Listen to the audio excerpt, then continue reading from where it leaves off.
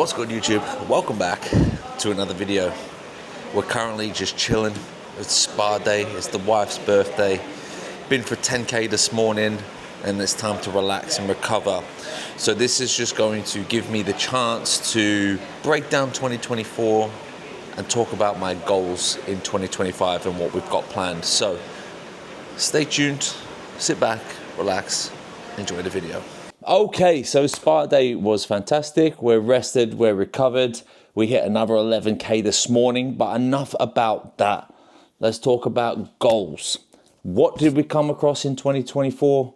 What are we doing in 2025? And the benefits of actually setting yourself goals. Okay, so 2024, we transitioned from being a bodybuilder, as you will have seen from previous videos, to a hybrid athlete or aspiring hybrid athlete.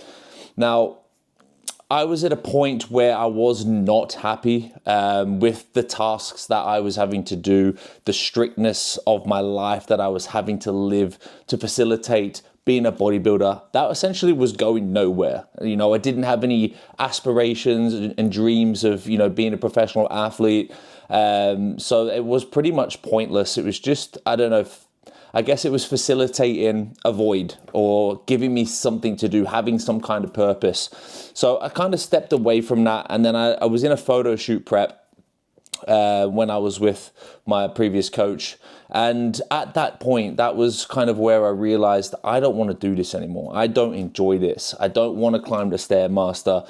I don't want to have to live off rabbit food. So I changed that. And it's as simple as that. You know, if you don't like doing something, don't continue doing it. So I was thinking to myself, what next? What can I do? How can I fill that void? I need purpose. I need drive. I need to do something. So that's when I went on my first run, and it was shit. But I enjoyed it. When I got home from that run, I felt a release of endorphins I've not felt for a long time. And I knew immediately at that point that that's what I was going to do. I was just going to run, and I was still going to lift. And this is where the word hybrid has come into play, and it's very used at the moment. And for good reason too, because a hybrid athlete is somebody that can lift and train hard and then do an endurance sport on the back of that as well, and be good at both of those. And I truly believe that I am that, I represent that, and I want to inspire others to be that as well. So anyway, fast forward, we did a few runs. We started filming it. I was enjoying it. Then we set some goals. And I think this, again, we're going to jump into the importance of setting goals. But what I was trying to do was we're like, well, instead of just running, how about I work towards something? And at first, those runs weren't serious. Those races weren't serious, but they were something to work towards. So the first one, the first race that I booked was the Nottingham 10K. No expectations, turned up, had a laugh. I was the biggest guy there easily, which is quite funny. People were just like, is he running? So we did that. And I think it was like 45 minutes and 50 seconds or something like that. So I was pretty made up with that. That was hard going. That was a slog. And I think I was at about 100 kilos at that point. But I knew once I'd finished that, I was just like, right, what's next? And I had already had another race booked. But through that 10K, I was just like, wow, this is hard. What have I got myself into? What am I doing? Then you finish and those endorphins are flying. It's like, right, that's why I do this. So once we finished that race, I knew that I'd already had the next race, which was booked. And that was actually the Nottingham Half Marathon. But I wanted something in between there. And I was just Googling races, like where can I do my next race? Because I had that fix. So I booked London 10K, which was the week before the Nottingham Half Marathon, which is not the best idea, especially because my new goal now was to run that as fast as I could. Okay, so my previous best time, I think it was like 45 minutes and some change. And I was just like, right, I want to run it sub 43 or something like that. And I believe I ran that in 42 minutes and 17 seconds or something like that. I'll put a screenshot on. And I also set my fastest 5K in that time, which was coincidental because I wasn't trying to do that.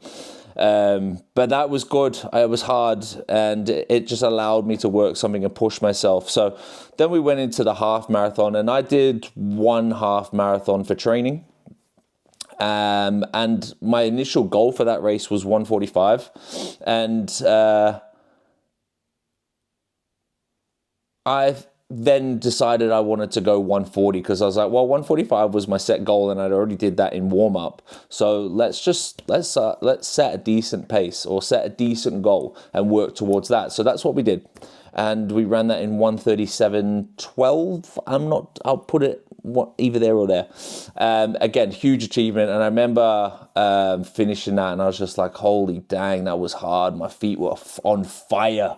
My first time doing a long race. Like I've done 10K in carbons, but my long race in carbons, and I was like, damn, that really hurt. How could I ever do a marathon?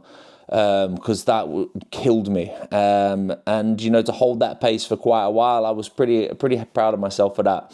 And I think that was kind of the end of my plans for races for 2024. Now, all I wanted to do there was book my next race. Where am I running? What am I doing? What's the plans? So this is where we fast forward, okay? So, you know, we went to Lanzarote and did some really cool stuff. We did a lot of training, a lot of running, a lot of sports, a lot of high rocks, cycling, things of that nature. And I had a great time. Leading up to that, I knew very well that I was about to lose my driver's license. So I was just like, do you know what? I've started swimming. Because I had an injury. I had Achilles tendonitis and patella tendonitis. So I was just like, well, I can't run right now and I need to recover if I want longevity in this. So I started swimming. And then I was just like, well, I'm going to lose my driver's license now. This is a pretty decent excuse to buy a bike. And then when I'm healed, maybe I'll do a triathlon. So I bought that race bike, the Giant, and it's fantastic. I love that. So I was just like initially like, right, when can I book a triathlon? So all these plans were starting to come into my head, and I was watching this uprise of high rocks, and I thought to myself, and I was speaking to a friend, I was like, I'm not interested in that. I really don't like that style of training. I don't like high intensity stuff. I just want to run and I want to lift, maybe do a triathlon. Anyway, I just watched it and I watched it and I watched it, and I was like, you know what? Let's have a go at it. So this leads into my goals for 2025. And the first goal is, at the time of filming this, 6 days out from High Rocks Manchester 2. And we've done the work. I had a really bad case of the flu and then went into a hair transplant. So then that gave me 6 weeks of no training at all. So I had already done a lot of high rocks training before that. And then coming back into it, I was just like, wow, do I have enough time? So we've done all the work that we possibly can do now. So it's now just about turning up on the 25th and putting it all out there. Absolute send. I've broadcasted it to Instagram and to YouTube that my attempt on sub 60 is an absolute go ahead. Do I think that I can do it? Absolutely. Do I have my doubts? Absolutely. We're 1 week out, so I'm pretty nervous about that. But, you know, it comes with it. You set high expectations, you set high levels, and you broadcast them, and I need to achieve those goals. And it's okay if I don't. It's my first go, and we have other races booked. So if we miss on the first attempt, which I'm planning on not doing, then we just move on to the next one. Same goal, we keep going. So that is the first event of 2025. I have already started a training block for another endeavor, which is further down the line in April, but we'll make our way along the timeline. February, we have the Nottingham 10K. So for that, my previous best time, I think, as I said, 42 something. So I'd like to beat that. I would like to put an ambitious goal out there of doing a sub 40, and I've never done a sub 25, so we will see how we get on with that. I am going to attempt a sub 25 on after this High Rocks race, and then we'll go from there and see how we get on with that. So that's just going to be like a fun run. I do want to set a goal for that, to run it as fast as I can. 42 and some changes what I'd like to beat, so anything under 42 minutes I'm happy with. If I can do sub 40, excellent. That's a looped course, so it's pretty flat, so we'll see what we can do. Then we move into March. High Rocks, again, Copenhagen, with a different partner. So this is kind of, I like to set high standards for myself. I like to set the bar high, and I think that's important. But for this one, it's my friend's first attempt at it as well. I'll already have one under my belt, so I just want to go out there and have fun with it. I don't want to push that pressure on him for my own gain, but I know he wants to send it as well, so we'll absolutely have a good nudge at that. So that we'll see how we plan and structure our training leading into that, but we haven't got a time-bound goal. Anything, sub 65 would be fine.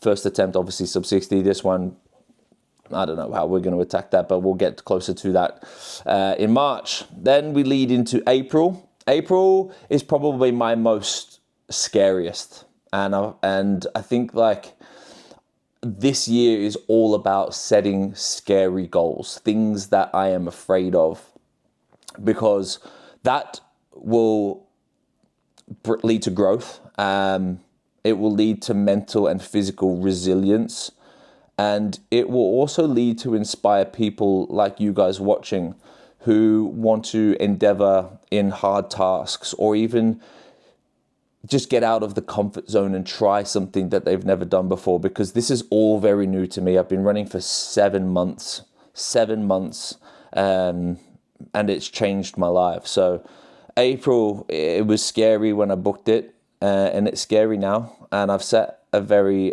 again, ambitious time here, which is a sub 320 marathon in Paris. So I'm very much looking forward to it. I'm in prep at the moment. It's tough when you are juggling 2 high rocks, a 10K, and trying to run long distance as well as minimize injury. So yeah, as I said, this is the one for me, where I'm going to test myself. And a lot of people were saying you're not going to do it, but that fuels my fire. Okay, I want people to believe in me, but also the people that don't, it's just going to be like, I proved you wrong when I run that 320. A lot of people have also said, why don't you just have some fun with the first one, see how you get on, and then progress from there? But that's not who I am. That's not how I'm built. My mindset is set big goals, do my best to achieve them. I don't want to go through the motions. I don't believe in going through the motions. So yeah, this is a serious one for me. Now, post Paris Marathon, we have Berlin High Rocks in the box again. This will be with my Copenhagen partner Will. This will be round 2. Whatever we do together in March, we'll try to beat that in May. There is whispers about London 2 in May as well, so we may compete in that. And then that's kind of everything that I have booked now. I have been dabbling in sprint triathlons, so I've looked at one there, just locally here. I have had a look at a 110 kilometer 2-day ultra marathon, which is something that's intrigued me massively this year after watching a few people have some good cracks at some. So, for example, Corey Simpson and Gianni, who owns 28 Club, those guys have inspired that. And it's just really cool seeing that aspect. And even like people like Ollie Marchon, just doing like hectic shit. Nick Bear, everybody from BPN, they just do really inspiring hard shit. And that's where we are at this point in time, just trying to find the next challenge that scares me, intimidates me, but I can work my ass off to try my best at it.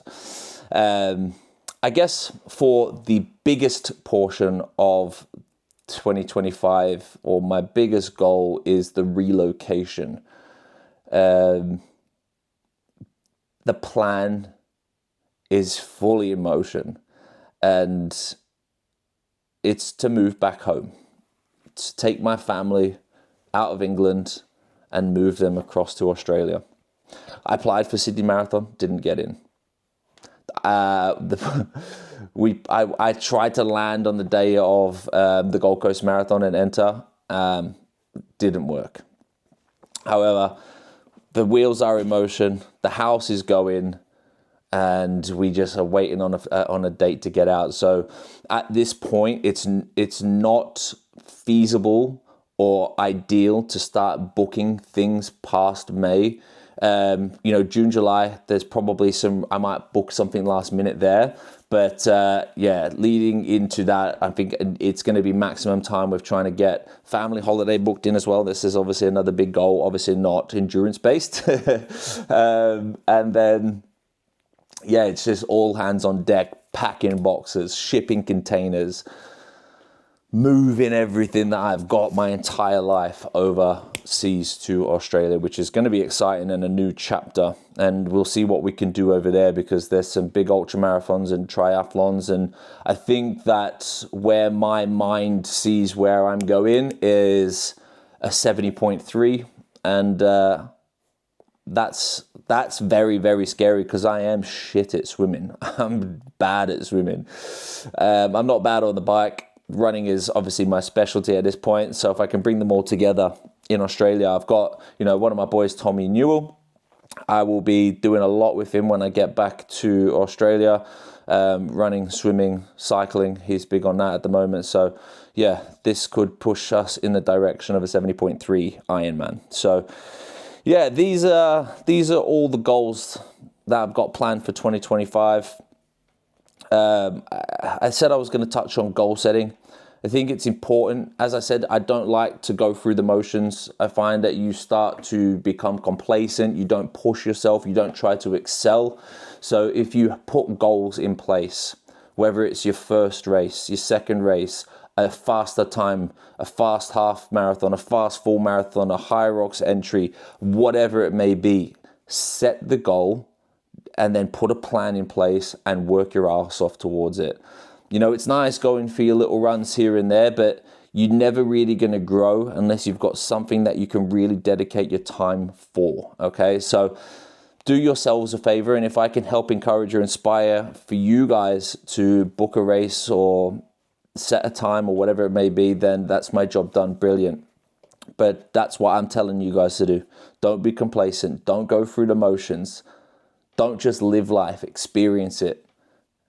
Go through the hard shit. Push yourselves, because in the pain is where you're going to discover exactly who you are and what you're capable of. I'm going to leave it there, guys. It's a big 2025 for everybody. Set your goals. Do everything you can to achieve them. And let's get after it. Thank you for watching. Please make sure you like, comment. Let me know what you guys have got coming up in 2025. And most importantly, please press subscribe. Until then, I'll see you on the next one.